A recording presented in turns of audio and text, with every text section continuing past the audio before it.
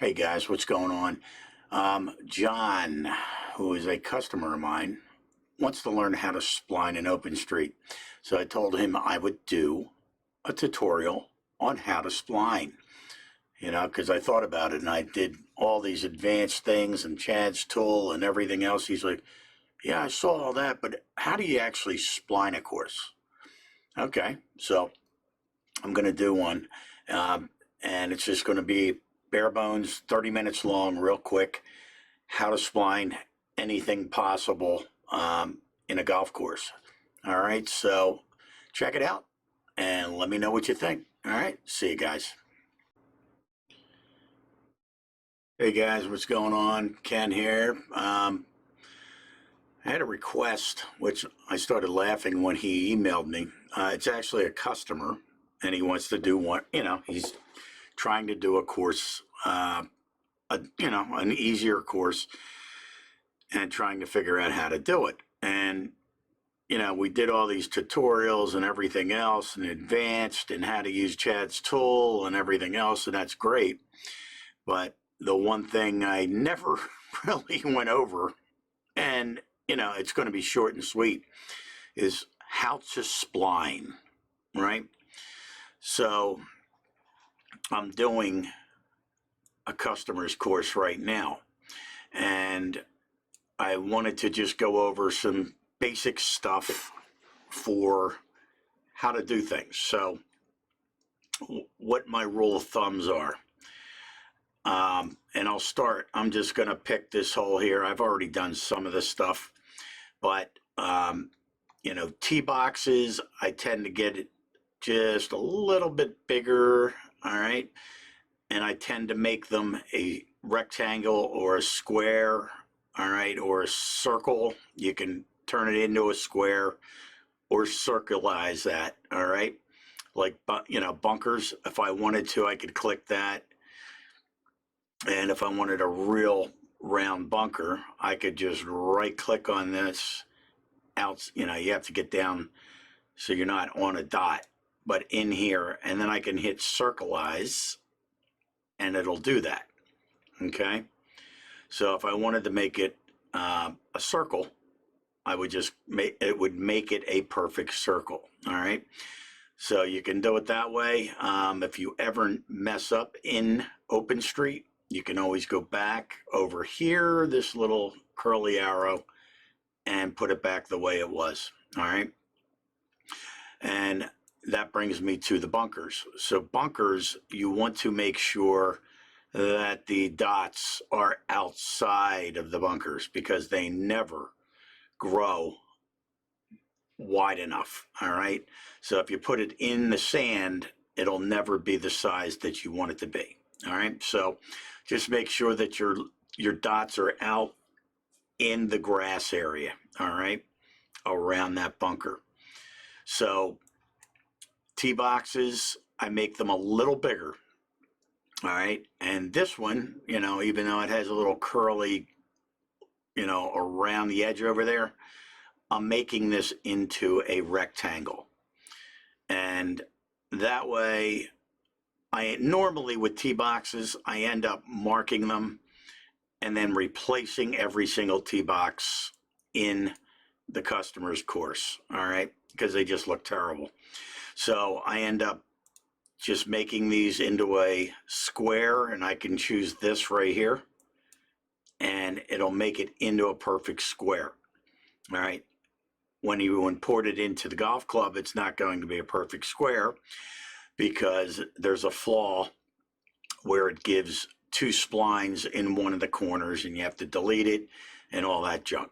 All right. So anyway, just make it a perfect square or a perfect rectangle. All right. All these. I already did this one. All right. So we've covered the tee boxes. Bunkers want to be outside the sand. Tee boxes want to be a little bigger.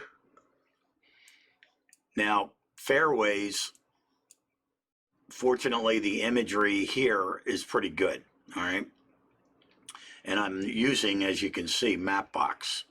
Now, the secret is Bing is what is used to import the stuff, okay? So what you'll end up doing, you have to use Bing because Chad's tool brings in Bing, all right? So if you map it out with this and it's off like this, all right, your stuff is going to be way off. So when you spline, before you spline, you need to go in down here, adjust imagery offset, all right? So what you'll end up doing is, let's just pretend that we haven't started yet, okay? And we're doing the first hole. Now, as you can see, the imagery on Bing sucks. All right, it's blurry. You can't really see where the fairway is around the edges here. It sucks. All right, so I have a lot of luck with Mapbox. It's much crisper. All right, so we can go through and you can see it better. All right, the problem is if you spline the course out and you don't pay attention, your stuff, when you import it into Chad's tool, it's going to be way off and you're going to go, what the hell, the bunker's here, but the indentation for the bunker is out here somewhere, all right? And there is a way of fixing that in Chad's tool. It's too advanced for this, so all we're going to do is this. So what I normally do when I start a course is I will spline it with Mapbox or whatever my imagery is. And there's all different ones you can use, all right? You just pick the one you like, all right? I just happen to like Mapbox 80% of the time. So I go down here and I spline these bunkers, for example, all right? And I go around the outside on the grass, all right? Move that one up a little bit, all right? Classified as a sand trap. Go in here. And you can see, I can't see this bunker, so I'm guessing, but what you can do is go and do this. You can go through the different views and see if you can get a better one. All right, right there's one. So Esri World Imagery Clarity Beta, the trees are empty so you could see the bunker. All right, so that's how you cheat with that to get the full bunker. All right. So all you have to do now, you've splined this in Mapbox, all right? It's lined up with Mapbox. Now we need to go back to Bing, all right? See how they're off now? They've now switched. So now what we need to do is go down here and you use this box here. And you'll see as I move this, it moves those splines anywhere I want them, all right? So I'm going to move it and I'm going to get it lined up. The splines from Mapbox, we need to line up to the Bing, okay? And that looks pretty good right there, all right? And as you can see down here, 1.59 and 2.01, all right? I normally will jot that down because if you exit out of OpenStreet, all right, and you go back in and you start going, oh, well, I know I had it lined up. No, not anymore. You've lost it as soon as you exit this tab, all right?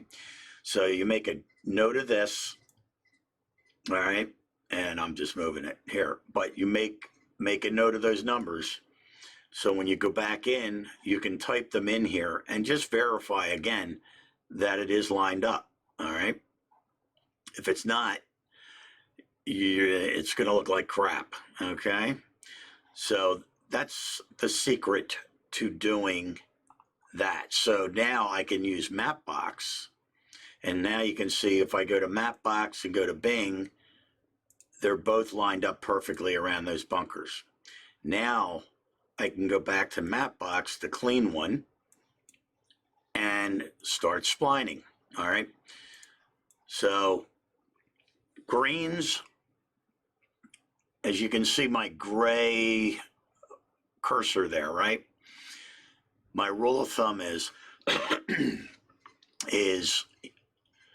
I hit one of the little points, the 4 points on that cursor, right around the green area. And when I say the green area, I don't want the dark area. That's the fringe. So I go around, and greens, you want to have a lot of splines. Otherwise, they're bumpy and they look like crap. So you can see I'm hitting that. One of the 4 have to hit the area where the fringe is, if you will, around the green, okay? And if you follow it correctly, you'll get a perfect looking green, all right? Now I'll classify that as a putting green.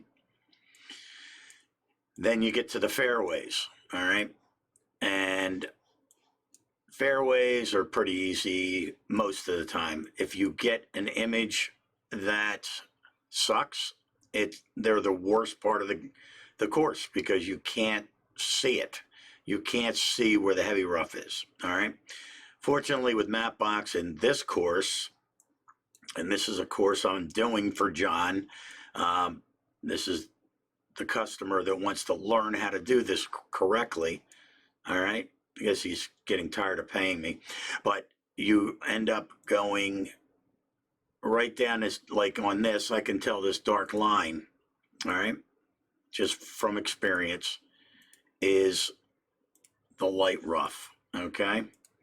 So I'm going to follow this around, and anytime you're going around a short span, lots of dots, all right? When you're going around a corner, again, lots of dots, because if you don't, it squares off and it looks like crap. Now, as you go through here, you can get a little more wider, all right? So I'm just going around. And again, I take my time with the splining, make sure I get them lined up, because I don't want to have to redo them in the golf club, all right? So, I'm getting this lined up, and right here, I'm going to bring this in and extend it out here into the into the green, spin it around, and then bring it back down.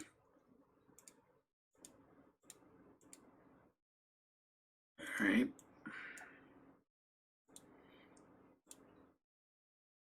And again, if you are ever in doubt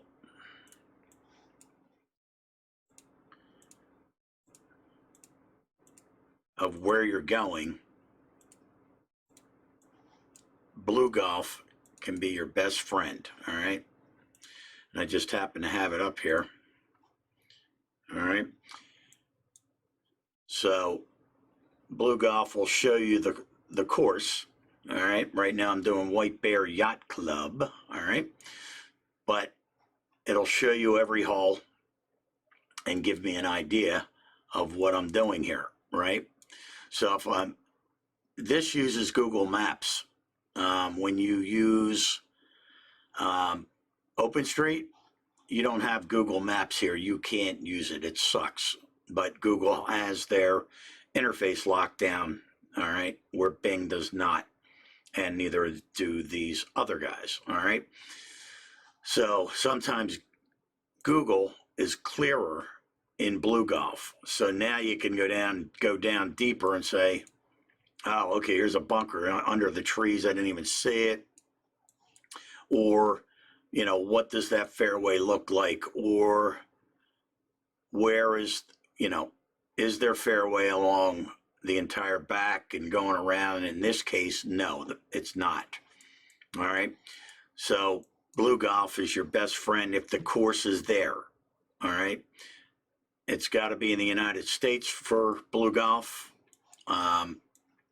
And if it's there, it makes life a lot easier. All right. You can see where the little buildings are. So, which brings me to that. I also mark all the buildings out. So here's one here, and I want to make sure I put that in there, because with a customer's course, I want to make sure this is exactly the same way as if he was standing on this fairway, he would see this building, right? And that's what this is. I classify this as a building. So, or excuse me, an office. All right. So any buildings, and I flag them all. That might be a little outhouse, who knows? All right. But I'll make sure that I flag anything that you could possibly see. Like this, not so much. It looks like a tennis court, but you can see these trees are blocking it. So I'm sure John does not see that when he's playing this course. All right. Same with this house. You're not going to see it through these trees. So I'm not worrying about that. Same with these trees. I don't see, these are pretty thick. But like every customer course, I will spline it out and present it to them as a beta course and show them. And they'll say, oh man, I can see all those houses over here and like this. I'd say, okay. So then I'd have to go back in and mark these. All right. So like the clubhouse, for example, I don't know if this is the clubhouse or it could be maintenance buildings. All right. So again, I'll normally just do a big markup of this area. Classify that as office. So when it comes into the golf club, I get a big gray area that I know, oh, that's right, I got to put buildings there. All right. Then I can go in and find out where they're at. Okay. So again, so buildings are classified as offices, and I don't care if it's an outhouse or whatever. All right. If it's a house, it's an office.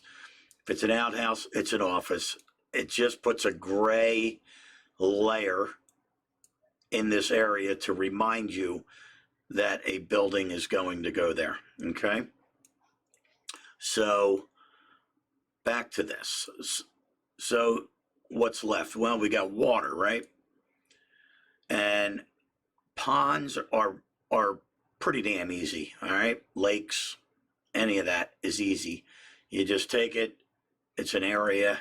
You just highlight it. Nothing special. You do want to get the general idea of it, of where that water is. All right. But the important thing when you do water is you do not classify it as water. You classify it as a water hazard. Okay, or a lateral water hazard. Either one will work. I always use lateral. It works. I don't fix it. Okay, so any lake, all right, is going to be a lateral water hazard.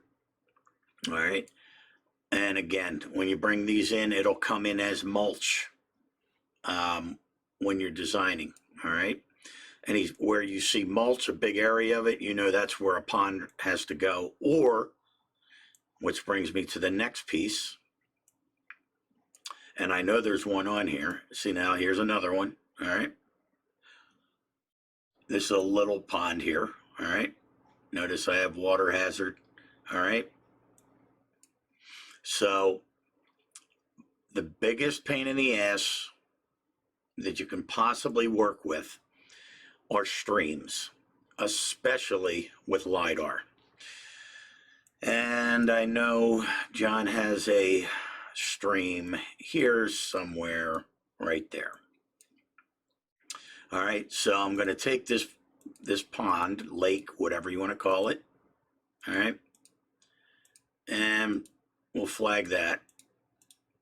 Just go around this pretty quickly, nothing special.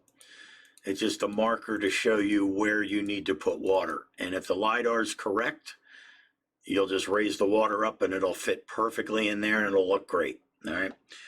On the other hand, what doesn't work are streams. So if you look here, all right, here's a stream right here.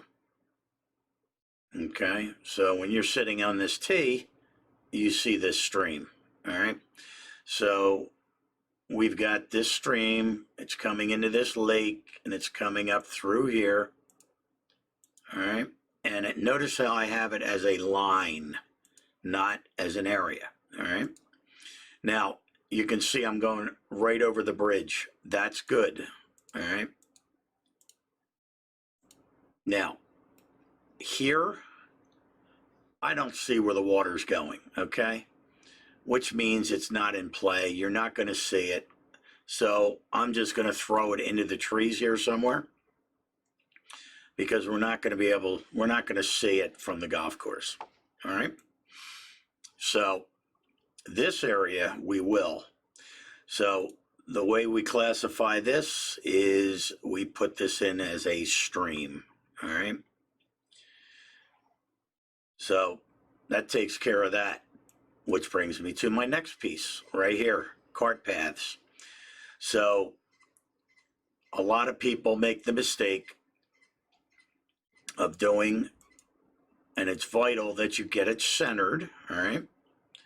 But people tend to do this. They'll go through here, and here's the cart path, and they go, okay, that is a golf cart path. I never use that, ever. I use golf walking path. Difference is, one is two yards wide, the other one is 1.7. I don't like really fat walkways for the cart paths. All right, they're just too damn big.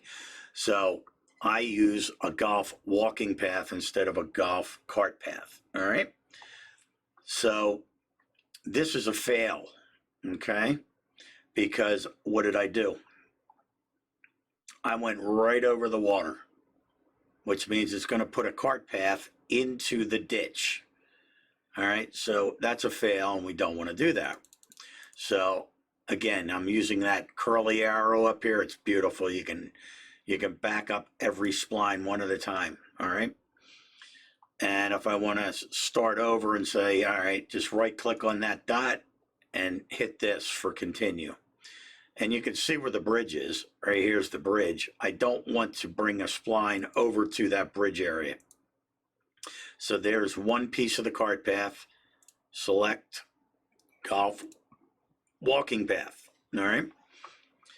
I skip over the bridge, and then I go over here and I start again. Done. Golf walking path. All right.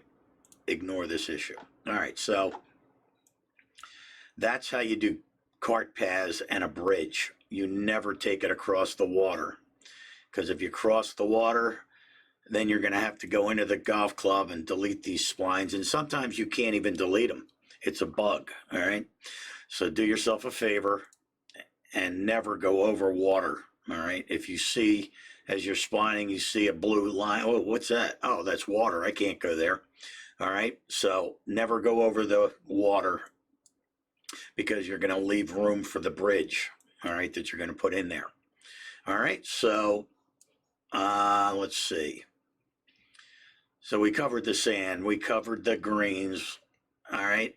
Like this green is unique, all right, from the rest of the course, because you can see this has fairway all the way around here. All right. It runs off anywhere around there. Where this green does not. All right. It's got a little runoff over here, but that's it. All the rest of this is heavy rough. All right. So you can see my lines there. All right. And you're not going to see this stuff because green takes precedence over fairway. All right. So you could do anything in here and not worry about it. Okay. Now he had one bunker here, right here. So, you always have to have that proverbial bunker with grass in the middle of it. All right. So there's one there. So all you do, and I'm going to delete this, and I'll do it now. So if you have grass in the middle of a bunker, all right, you just spline out, and again, you always keep it out in the grass when you're doing a bunker.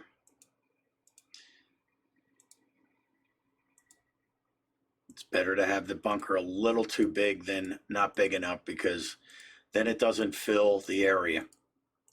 All right. All right. So actually, I'm going to bring this out.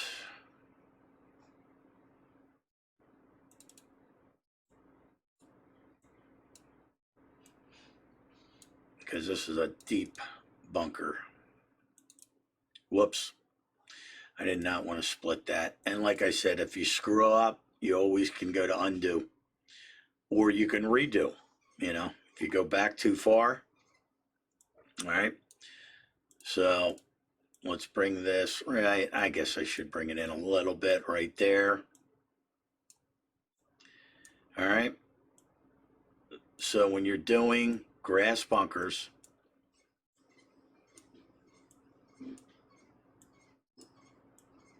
you can see there's a big lip there.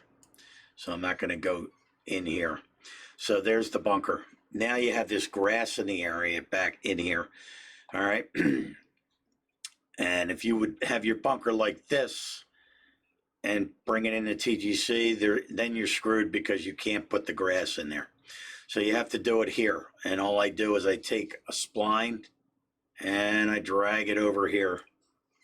And then I take these little arrows and I bring it around the grassy area. All right. And you always want to make it a little bigger than the grassy area, because it's always going to be small. All right. So there's one side. Then I start this side. And you can see I'm just dragging these little arrows to create new splines. Okay. So we got that. And if you have, like here, I ran out of splines. All right. And I want to drag this over here, and I want to bring this over here. I want these babies as close as possible. All right. So you just bring it up until you turn into that non-symbol, if you will, and then bring it back just enough. All right. And now I know it's really close. Now I want to bring this side over here. All right. Same deal. Touch it, bring it back a little bit, and that's it. All right. So you end up making that little two-way area there, but it's really tiny and you shouldn't see it. Okay. So that's how you create the grass in a bunker. All right. So select feature type. That is a sand trap, and we can move on. All right. So these are all done. And I think that pretty much covers everything, right? So let's see.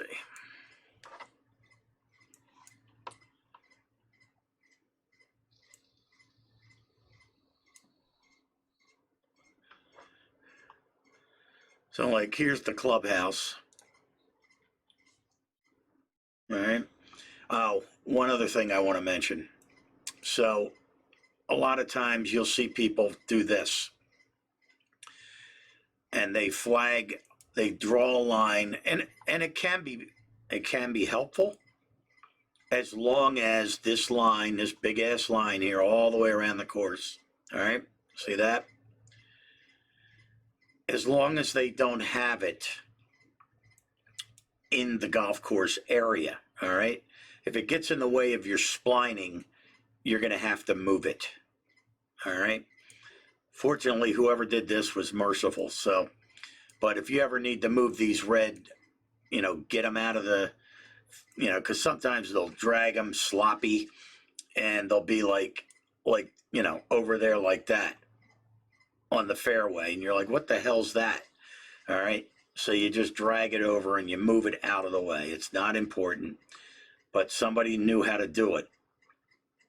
All right. And all this is for is they classify it as a golf course. which is great, except they missed the most important part of why you do that. And that is you would do this and put the name of the golf course in there. All right. So they didn't do that. Let's see. And it's not that one. So it's White Bear Yacht Club. All right. So we could do that.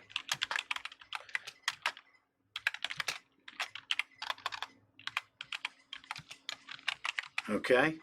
Now, once I save that, I'll be able to go in and do a search in OpenStreet and type in White Bear Yacht Club, and it'll bring me right to this golf course. All right. So it's just helpful, all right, for other people and yourself when you're doing it. So if you ever go to save a course, the changes you made, and you get this area has no descriptive tags, all right, that means you forgot something. So you hit each one and it will point you to it. What is that? Oh, it's a fair bunker. So you have to hit select features, put a sand trap. All right, or you can hit this little caution symbol and it'll bring them up over here. And you click here and you say, what's this? Oh, that's a fairway. All right, so, and a lot of times it'll save the last 4 things you worked with. If it's not there, just type in fairway. There it is. Okay. And as you can see, I have no red, and you can see green here. Issues elsewhere, nothing. Everything looks good. So now I can go up to my save button. Oh, there we go. So we got water. What is it? Well, it is a lateral water hazard. Okay. And this is a stream. We already have that. So what this will do, when you bring it into the golf club, this stream, you'll see a thin line of mulch going across here. That just reminds you that you need to put water in there. All right. So now we're ready to save. You need to name it something. All right. And upload it.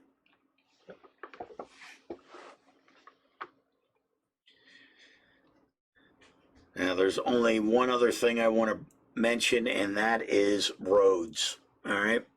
So when a highway can be seen from the golf course, like this one, all right,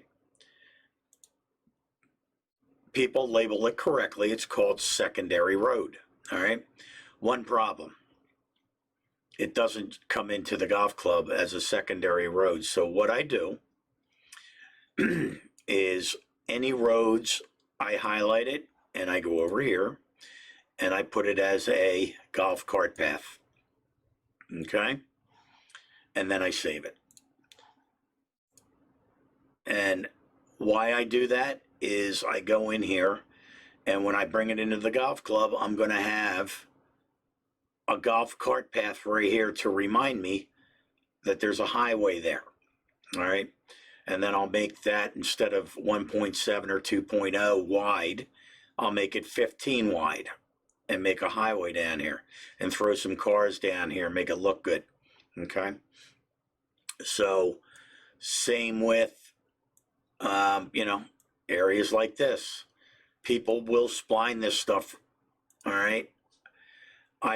You have to flag it as a walking path or a cart path if you want it to be wider.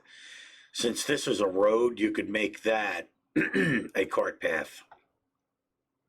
Okay. So I haven't done any of the cart paths yet. I normally save that to the end, but it is important to keep it centered perfectly. All right. If you don't, you're just going to waste a lot of time, flattening out the cart paths. All right. If the LiDAR data is pretty good, you'll do very little flattening. Okay. So I think that is it You know, you could do this area here. All right. Stuff like this, you know, looks like a path, but it's not a cart path. So what I'll normally do is I'll take it, I'll join it to the cart path, bring this down. Okay. Bring it down to the fairway area, whatever it is. And I will label that as rough. Maybe not. Where is it? What did I do? Let's try that again. I thought that was a line. Oh, you know what? Yeah, you can't. All right. So if there's a cart path type thing here, but it's grass, and I wanted to make it look good, use area. Again, join it to the cart path. Bring it all the way down here, one click, boom. Line it up, go right back up, and keep that. Now, I can put it as rough. All right, not heavy rough, but rough. All right, so then it just looks better. Okay, so if you end up, you know, some places, some golf courses will have walking paths, okay, coming from the tee boxes. This one doesn't really have any. All right, but if there was, I would do that same type of thing. Just for an example, say I did see one right here, okay, and I saw there was a walking path down to there. I could just go like this, all right, and take it up here, label it as rough, and then when you bring it into the golf club, you'll have a nice line of normal rough in the heavy rough, and it just looks good. Okay, so this one doesn't have it, so of course I'm going to remove it, but that's how you would do that. So I think that's pretty much it. We've got these buildings. Yeah, so that's it, guys. That's how you spline a course correctly. Okay, and one other thing you can do, all right, and I've done this on a couple courses. If a course does not have a lot of trees on the inside of the course, what you can do is take this, a point, and go down to each tree and click in the center of it and put tree, classified as a tree. Go down here, put another tree. What does that do? Well, that assures you that you're going to have a tree in the exact location that you expect it to be. All right. So, you know, people sometimes want to see, I mean, I've had guys that say, oh man, you know, I remember this tree. It was right off the certain hole, 250 yards out. And so I'll make sure that it's there. And that's how you would do it. You would just flag it with a point, put that there, classify it as a tree, all right, and save it. And then you just make sure that when you go into Chad's tool, all right, that on the left side with the open street stuff, at the very bottom, you say make sure you bring in wooded areas, and it'll pull these trees and put them exactly where you expect them to be, okay? So that's it, guys. I just wanted to run this through. I'm going to post this up on YouTube. And don't forget, if you want your course done and you don't want to do this stuff, go over to thelidarking.com, submit your course. I'll see if I can do it, and then we can take it from there. All right? Later, guys.